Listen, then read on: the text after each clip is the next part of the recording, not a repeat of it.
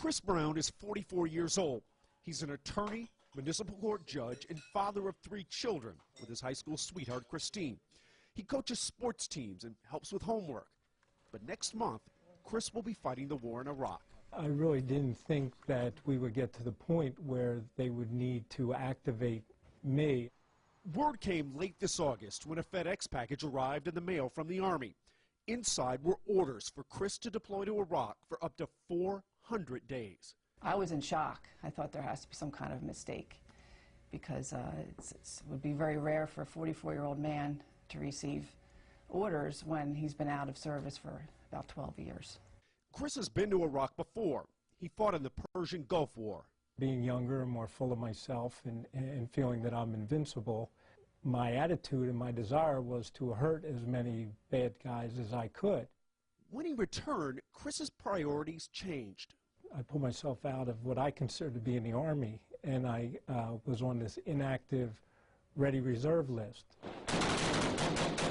The Army says 65,000 soldiers are in the IRR, the Individual Ready Reserve. 5,000 are currently mobilized.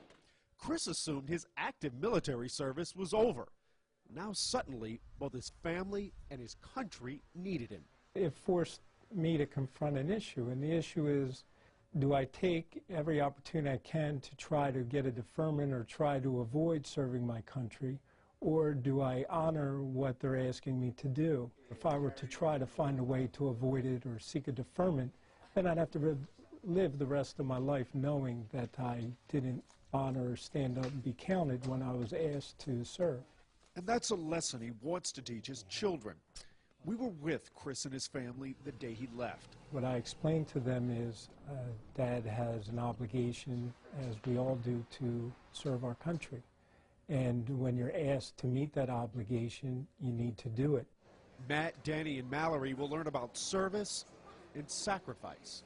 I'll take care of my brother and sister a little bit more. Try to do things without him being there for me. If he didn't go, someone else's parents had to go. Chris doesn't see his service as exceptional. There are so many other families who have lost loved ones whose fathers are never coming home. And those are the families who should be getting the attention. And those are the families that Chris will be fighting for. Chris Lawrence, CNN, Ventnor City, New Jersey.